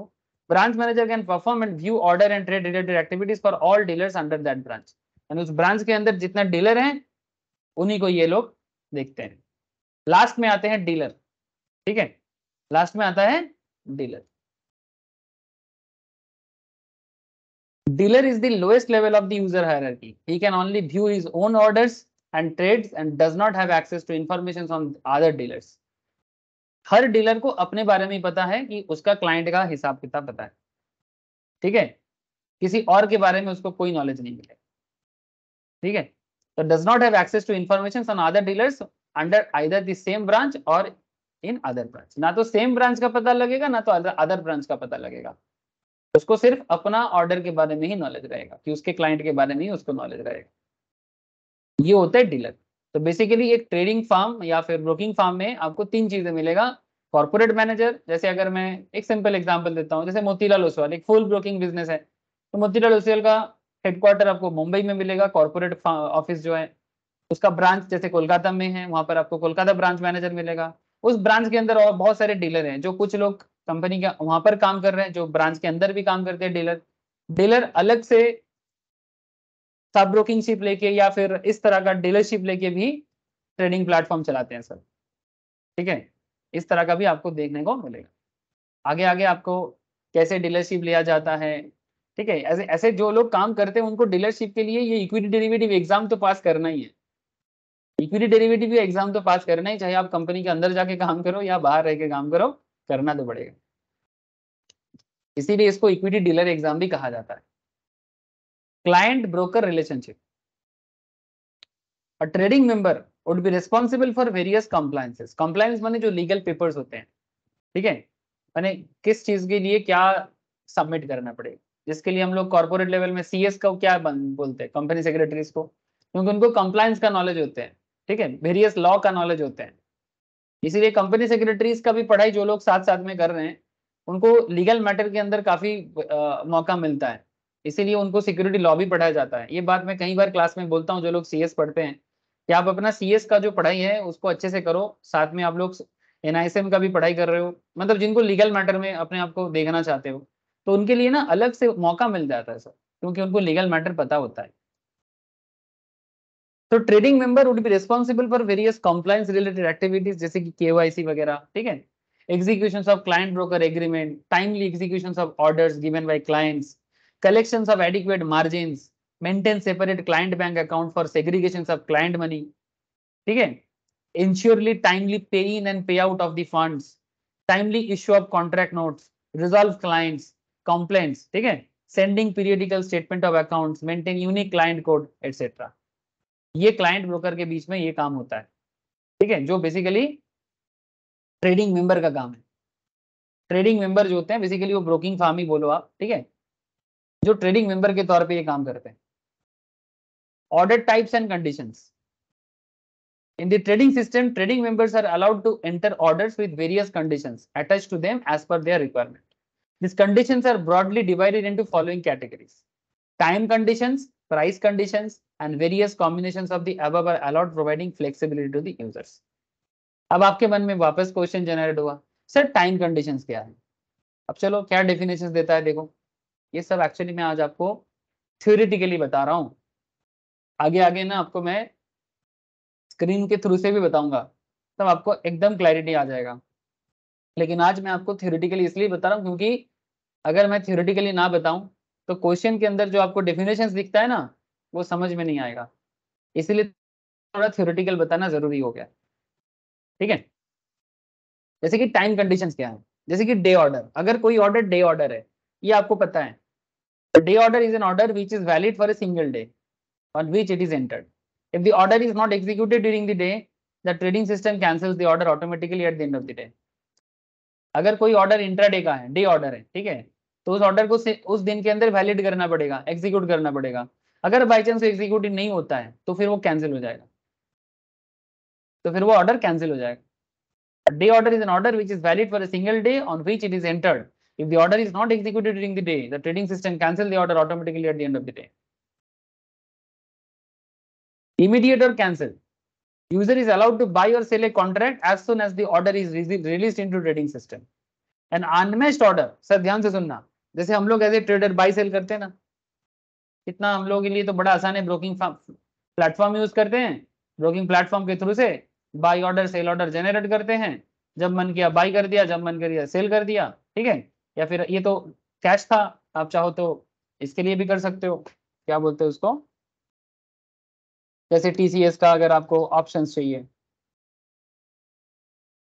कॉल ऑप्शंस लेना है आपको, तो कॉल ऑप्शंस को बाई करना है, सेल करना है, मार्जिन जमा करो और खेलो, ठीक है। यू नो दैट ये बहुत ही सिंपल काम है, लेकिन पॉइंट इज दैट हम लोग तो ऐसे करते हैं, लेकिन इसके पीछे क्या होता है कि user is allowed to buy sell a contract as soon as the order is released into trading system. Order जैसे ही ट्रेडिंग सिस्टम में रिलीज होगा, अब बायर सेलर बाई करेगा, सेल करेगा। হ্যালো हाँ हेलो, স্যার, আমি এবার রাখছি। হ্যাঁ আচ্ছা ঠিক আছে, আর 10-15 মিনিট হবে, একটু দেখে নেবে হ্যাঁ ঠিক তাহলে, আছে, এবার রাত্রিবেলা রাত্রে দেখে নেবো। ঠিক আছে। नाउ द बिग क्वेश्चन है सर, जब एक बायर बाई ऑर्डर करते हैं एज ए ट्रेडर, या फिर एक ट्रेडर जब सेल ऑर्डर जनरेट करते हैं, मैंने शॉर्ट सेलिंग करते हैं, तो अगर आप बाई ऑर्डर जनरेट कर रहे हो 500 का, ठीक है, सपोज आपको 500 शेयर चाहिए, या एक सिंपल एग्जांपल देते हैं, आपको मानो 5 लॉट चाहिए, ठीक है, तो अगर 50 करके भी अगर शेयर है 50 करके, तो आपको 250 आपको मिलेगा शेयर, और आप इसका एक दाम दे रहे हो। से फॉर एग्जांपल आप चाहते हो कि जो कोई पर्टिकुलर लॉट है उसको आप एक प्राइस में लेना चाहते हो, से फॉर एग्जांपल 100 रुपीज में 250 शेयर्स आपको चाहिए, लेकिन मार्केट में कोई तो होना चाहिए सेलर जो आपको 250 शेयर 100 रुपीज में सेल करे। जैसे अगर किसी को टीसीएस का शेयर लेना है, उसका ऑर्डर मैच करना जरूरी है। अगर आप बाई कर रहे हो, इसलिए ऑर्डर बुक आपको मैंने निफ्टी इसके अंदर दिखाया बहुत बार। जब आप ऑर्डर बुक देखते हो, जैसे कि आप देख सकते हैं यहाँ पर, लोक एट सर, ये किसका शेयर है, ये फिनांस निफ्टी का डिटेल्स निकला है सर, ठीक है, फिन निफ्टी का। अब फिन निफ्टी के अंदर जब ऑर्डर बुक चेक करोगे, देखो यहाँ पर बीड भी है, आस्क भी है। तो अगर कोई 40 क्वांटिटी लेना चाहता है, तो 20,125 इसका बीड प्राइस है, 20,129 इसका आस्क प्राइस है, ठीक है।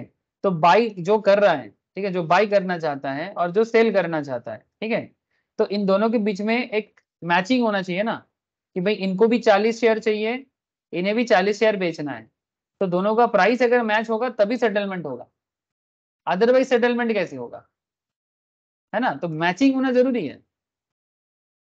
तो ऑलवेज मार्केट कोशिश करता है कि आपको बेस्ट मैच प्राइस दे, तो इसलिए क्या कहते हैं कि an unmatched order will be immediately cancelled. अगर कोई ऑर्डर मैच नहीं हो पाता है तो वो कैंसिल हो जाएगा। अब सवाल उठता है कब अनमैच होते हैं, सर अनमैच तो तब हो जाते हैं जब वो बियॉन्ड मार्केट ऑर्डर, मतलब प्राइस से बाहर है, मैंने ऐसा आपने प्राइस दिया जो प्राइस अचीव होना मार्केट कंडीशंस में पॉसिबल ही नहीं है। मैंने शेयर चल रहा है 100 में, आप बाई करना चाहते हो से फॉर एग्जांपल 99 में, चलो ठीक है हो सकता है, या 99.5 में, लेकिन आपने ऑर्डर जनरेट कर दिया डे ऑर्डर में 95 में। मानो पूरा दिन में मार्केट 95 में ना तो आया और ना ही कभी कोई भी सेलर 95 में आपको बेचने चाहा, तो अगर ऐसा सिचुएशन होगा तो आपको ऑर्डर मैच ही नहीं होगा, है ना। या फिर मार्केट या तो पूरा कैंसिल कर देगा आपका ऑर्डर, या तो पार्शियल ऑर्डर मैच होगा तो पार्शियल ऑर्डर देगा।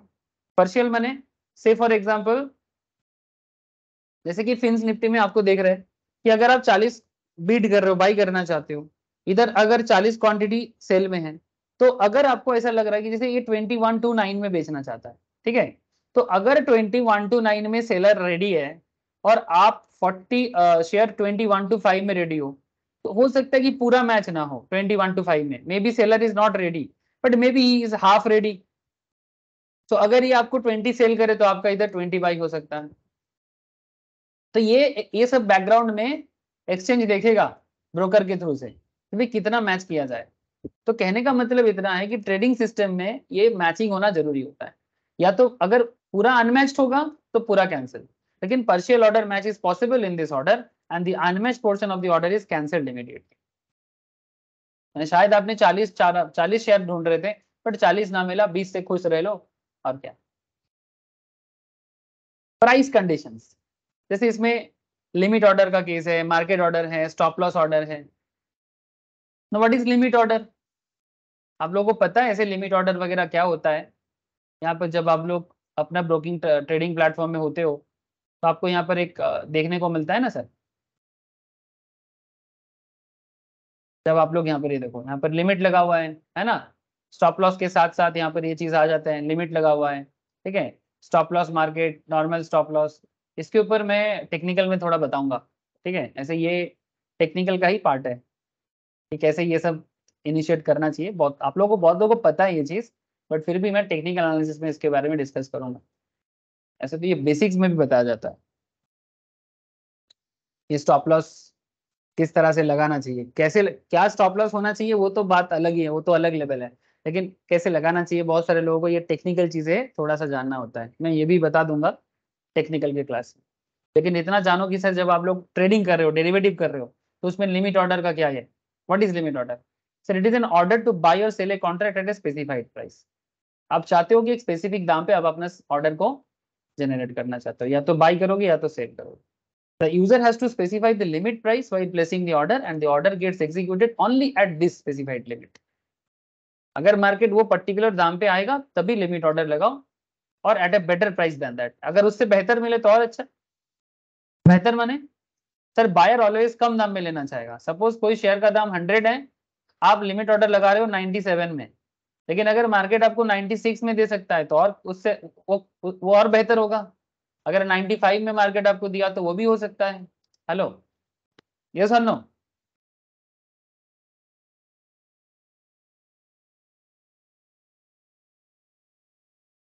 अरे बात समझे कि नहीं सर? बोलो। मतलब ये सब आप लोग जानते हो, इसलिए इसीलिए पूछा। तो इसीलिए मार्केट क्या करते हैं कि मार्केट आपको प्राइस कंडीशंस में अगर बेटर मिलता है तो बेटर दे देगा, लेकिन बेटर नहीं मिलेगा तो आपका लिमिट जो है वो लिमिट दे सकता है। सर अगर मार्केट लिमिट में नहीं पहुंचा तो एग्जीक्यूट ही नहीं होगा। अभी बोला ना, मैच नहीं होगा तो देगा नहीं। सिमिलरली अगर आप शॉर्ट सेल करते हो, सपोज आप शॉर्ट सेलिंग के लिए लिमिट लगाए, आपको लगता है कि मार्केट 100 में चल रहा है, ये 102 में जाएगा तो मैं शॉर्ट सेल कर दूंगा, मैंने, क्योंकि मार्केट आगे गिर सकता है। तो 102 की जगह अगर मार्केट 104 में चला गया और आप उसमें शॉर्ट सेल करना चाहते हो तो कर दो, higher in case of a sell order, ठीक है। Now question is sir market order भी होते हैं, ठीक है ना। मार्केट ऑर्डर क्या है? Market order is an order to buy or sell contract at the best bid and offer price currently available in the market. जो करंट चल रहा है उसी को यूज करना है, ना तो लिमिट लगाना है। Price is not specified at the time of placing this order and the price will be currently available price in the market। A buy market order will get executed at the best price at which the seller is ready to sell and sell market order will get executed at the best price at which the buyer is ready to buy। Opposite होगा ना, seller वही ले सकता है जो buyer बेचना चाहेगा, खरीदना चाहेगा, और बायर वही ले सकता है जो सेलर बेचना चाहेगा। तो ऑन रियल मार्केट में, लाइव मार्केट में जो बेस्ट प्राइस अवेलेबल रहेगा वही मार्केट ऑर्डर कहलाता है। You all know these things, आपको पता है। एक पॉइंट आते हैं स्टॉप। हाँ बोलो सर। ইমপ্যাক্ট কস্ট একটা থাকে না, মানে যখন একটা প্রাইসের ডিফারেন্স থাকলে, ভলাটিলিটি কম থাকলে। हाँ वो एक इम्पैक्ट कॉस्ट एक रहता है सर, ठीक है। इम्पैक्ट कॉस्ट एक रहता है, उसका अलग चर्चा करूंगा टेक्निकल पे, ठीक है। इम्पैक्ट कॉस्ट का वॉइस है ना, हाँ वो शायद मैंने फ्यूचर में ही किया था ना। इम्पैक्ट कॉस्ट का भी एक मैटर आता है, यहाँ पर मैं सिंप्लीफाइड एरिया में बता रहा हूँ।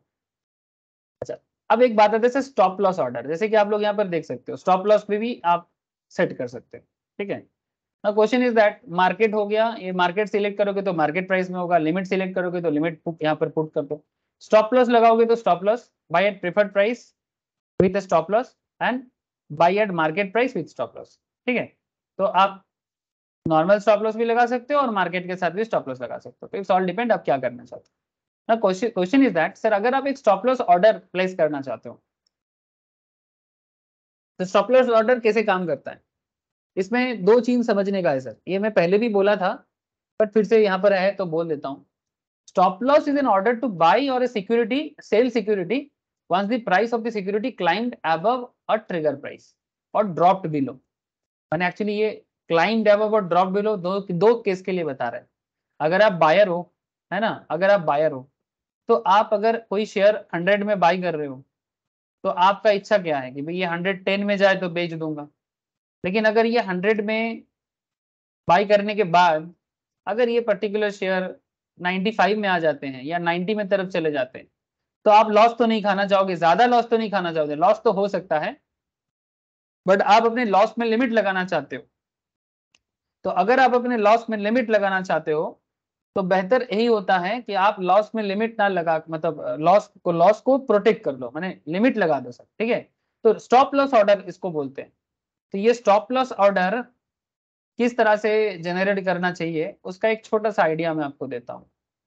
सिमिलरली अगर आप एक शॉर्ट सेलर हो, माने कोई शेयर मानो 100 में चल रहा है, सॉरी 110 में चल रहा है मानो, और आपको लगता है कि ये शेयर का ग्रोथ नहीं है, अभी ये गिरेगा, तो आपको लगता है कि ये शेयर 100 के तरफ बढ़ेगा, तो आप यहाँ पर सेलर बनते हो और यहाँ पर आप बायर बन जाते हो।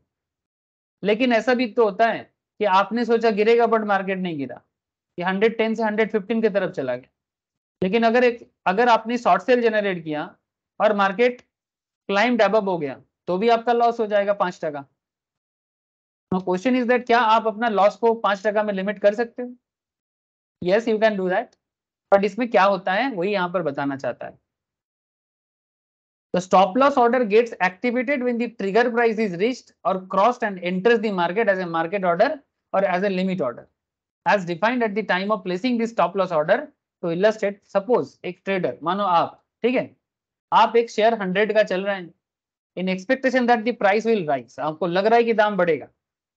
however the price start declining below his buy price, but share धीरे धीरे गिरने लगा। Trader would like to limit his losses, वो चाहते हैं कि उसका शेयर में लिमिट रहे। तो ट्रेडर क्या करेगा, स्टार्टिंग में ही लिमिट सेल ऑर्डर स्पेसिफाई कर देगा और वो ट्रिगर लगा देगा 95 और लिमिट प्राइस लगा देगा 92। अब अगर वो ट्रिगर लगाते हैं 95 में और लिमिट प्राइस लगाते हैं 92 में तो इसका क्या मतलब होता है? ट्रिगर प्राइस का होता है कि उसको ट्रिगर बता देगा भाई तुम्हारा 100 का चीज जो है वो नंबर 95 में चला गया। तो trigger price has to be between last traded price and limit price के बीच में रहेगा, है ना, लास्ट ट्रेडेड प्राइस और लिमिट प्राइस के बीच में ट्रिगर रहेगा। ठीक है, ये बात का ध्यान रखिएगा कि trigger price always last traded price माने 100 और 92 के बीच में, है ना, ये बात ध्यान रखें। while placing the sell limit order once the market price of ABC trigger को ब्रिज करता है, ब्रिज करने मैंने 100 में था शेयर, ब्रिज करके 95 में 95 को भी ब्रिज कर दिया। तो जैसे ही वो 95 में ब्रिज कर देता है अब मार्केट को ये खबर दे दिया जाता है कि भाई मार्केट क्लाइंट का जो ऑर्डर है उसको ब्रिज कर दिया, अब उसको लिमिट है 92, आप उनको 92 के अंदर सेटल कर दो। तो जैसे ही वो 95 ब्रिज करेगा तो order gets converted to limit sell at 92। तो फिर ट्रिगर प्राइस क्या कर रहा है sir? Trigger price is the price at which the order gets triggered from stop loss book. तो ट्रिगर प्राइस क्या किया? Trigger price is the price at which the order gets triggered from the stop loss book. अब stop loss book करेगा आपका, ठीक है, मैंने market open नहीं है, अब स्टॉप लॉस बुक कर देगा। अब स्टॉप लॉस कहाँ है? 92 में। ठीक है, तो आप 100 में लिए थे, 92 8% लॉस में आपको कन्वर्ट, उससे भी कम होगा तो और कर सकता है। अगर 92 से पहले होगा तो 92 के पहले ही का आपको स्क्वायर ऑफ कर देगा। मार्केट हमेशा चाहेगा कि आपका लॉस जितना कम हो, मतलब ये मार्केट कहना चाहता है, वो अलग बात की रियल में क्या होता है वो तो आपको पता ही चल जाएगा। बट सिस्टम ये होता है सर, ट्रिगर्ड और लिमिट के बीच में ये रिलेशनशिप है। समझ में आ रहा होगा सर? हेलो,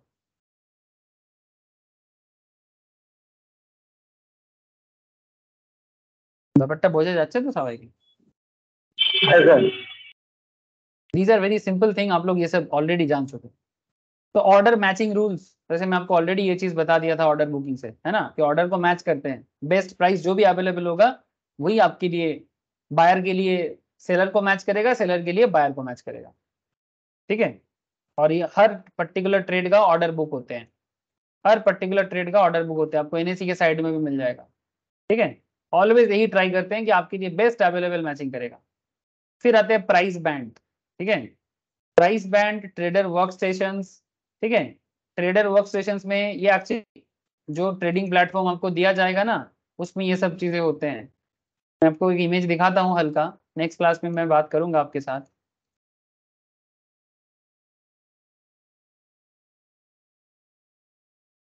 जब आप ट्रेडिंग मेंबर का जब लाइसेंस मिल जाता है ना, तो उसका जो सेटअप होते हैं वो कुछ देखने में ऐसे होते हैं।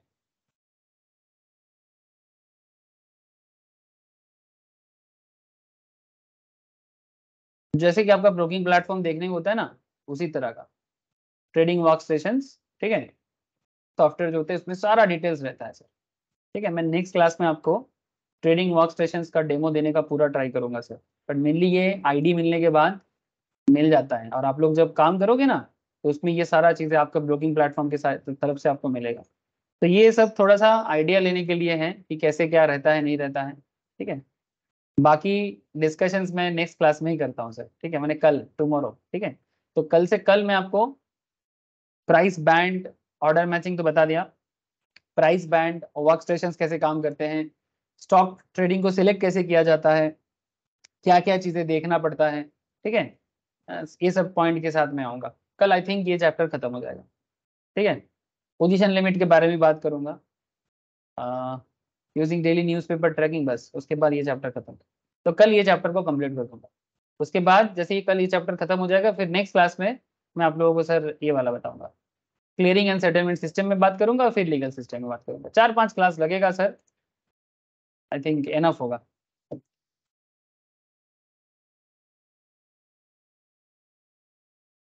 ठीक है सर, कल आपको ट्रेडिंग सिस्टम का जो प्लेटफॉर्म है ना वो लाइव दिखाने का पूरा कोशिश करूंगा, देखते हैं हो पाता है कि नहीं, नहीं तो एटलीस्ट इमेज दिखा दूंगा। স্যার ओके ওডিন सर, বলে একটা টার্মিনাল আছে, ওডিআইএন টার্মিনাল আছে ওডি, ওডিআইএন ওডিন বলে একটা টার্মিনাল আছে। আচ্ছা হ্যাঁ, আমি স্যার ওটাতে সেই একটা স্যারের কাছে কাজে ঢুকেছিলাম না, উনি ওই কাজ ওটাতে করতেন। ওরা তো মানে ওপেন নিজেরা প্ল্যাটফর্ম, মানে নিজেদের মতো করে, হ্যাঁ মানে নিজেদের মতো করে ওরা তৈরি করেছে, কাস্টমাইজ, হ্যাঁ কাস্টমাইজ, কাস্টমাইজ ইয়েস করা। F1 করলে বাই হবে, F2 তে সেল হবে, এরকম ভাবে সব মানে F6 এ সেল অর্ডার দেখা যায়, এরকম ভাবে কোনো নিজেদের মতো করা আছে।